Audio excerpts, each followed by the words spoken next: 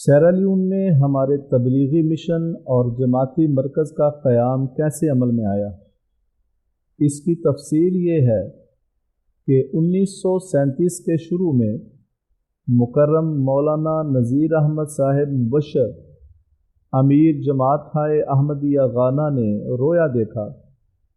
کہ غانا جماعت کے مرکز سالٹ پاؤنڈ کی مشن لائبریری کی کتب سے ایک سانپ نکل کر احمدیہ اسکول سالٹ پاؤنڈ کی لائبریری کی کتب میں جا گھسا ہے۔ مولانا مبشر صاحب کا بیان ہے کہ یہ خواب دیکھتے ہی مجھے یقین ہو گیا کہ یہ انظاری خواب ہے۔ چنانچہ اس کے بعد میں جماعتی معاملات میں چوکس ہو گیا اور ہر قسم کے حالات کا بغور جائزہ لینا شروع کر دیا۔ مولانا مبشر صاحب فرماتے ہیں کہ اس کے بعد مجھے پتہ چلا کہ ہمارے اسکول کے ایک احمدی استاد کی لاہوری جماعت سے کچھ ساز باز ہے۔ اس کے کچھ عرصہ بعد لاہوری جماعت کے ایک سرکردہ کارکن شمس الدین صاحب مغربی افریقہ میں ہمارے خلاف اپنی جماعت کا انگریزی لٹریچر پھیلاتے ہوئے چند دنوں کے لیے سالٹ پاؤنڈ میں ہمارے پاس آ کر ٹھہرے۔ ہم نے اسلام کی روایتی مہمان نوازی کے مطابق انہیں اپنے ہاں ٹھہرا لیا اور ہر طرح مہمان نوازی کا حق ادا کیا۔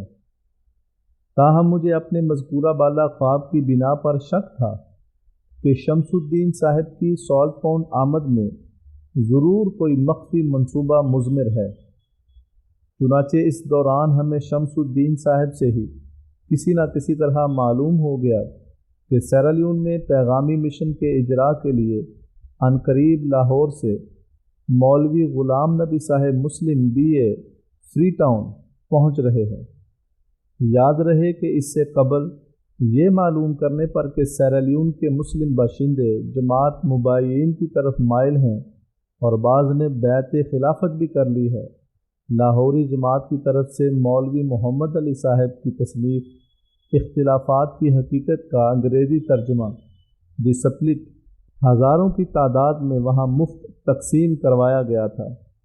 نیز فری ٹاؤن کے انگریزی اخبارات میں لاہوری جماعت کی طرف سے جماعت مباحثین کے خلاف مضامین بھی لاہور سے بھجوا کر شائع کرائے جاتے تھے۔ ایک روز شمس الدین صاحب مذکور مجھے کہنے لگے، میں آپ کا یہاں کا مرکزی اسکول دیکھنا چاہتا ہوں۔ چنانچہ میں نے انہیں اپنے ساتھ لے جا کر اپنا اسکول دکھایا۔ وہاں سے واپس آنے کے چند منٹ بعد شمس الدین صاحب مجھے کہنے لگے، میں ذرا بازار جا رہا ہوں، لیکن مجھے شبہ ہوا کہ وہ بازار کی جانب نہیں بلکہ دوبارہ اسکول کی طرف جائیں گے۔ چنانچہ میں نے دور سے دیکھ لیا کہ وہ بازار کی بجائے اسکول کی طرف ہی جا رہے ہیں۔ یہ دیکھ کر میں بھی ایک دوسرے اور نسبتاً چھوٹے راستے سے اسکول کی عمارت میں پہنچ گیا اور میں نے دیکھا کہ شمس الدین صاحب ایک خط ہمارے اسی ٹیچر کو دے رہے ہیں جس پر ہمیں شبہ تھا کہ اس کا خفیہ تعلق لاہوری جماعت سے ہے۔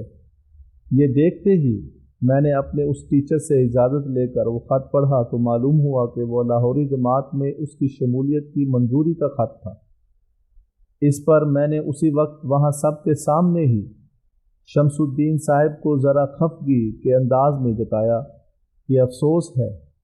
کہ آپ ہمارے مہمان ہو کر اس طرح خفیہ طور پر ہمارے مشن کے کارکنوں کو گمراہ کر رہے ہیں۔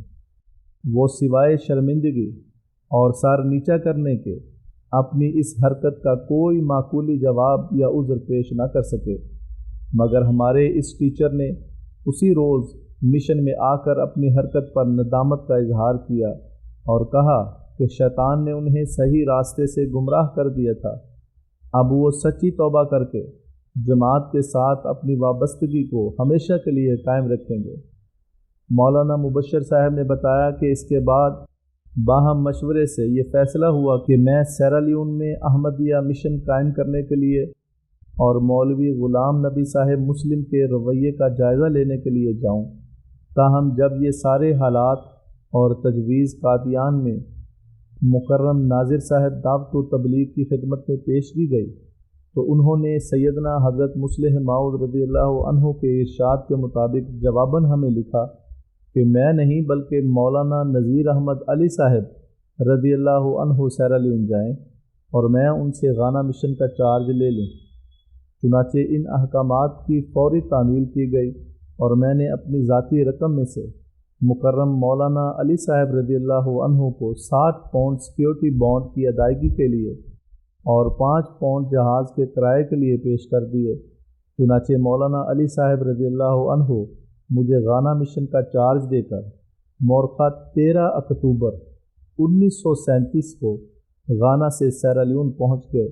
اور مولوی غلام نبی صاحب مسلم لاہوری کے سیرالیون پہنچنے سے پہلے ہی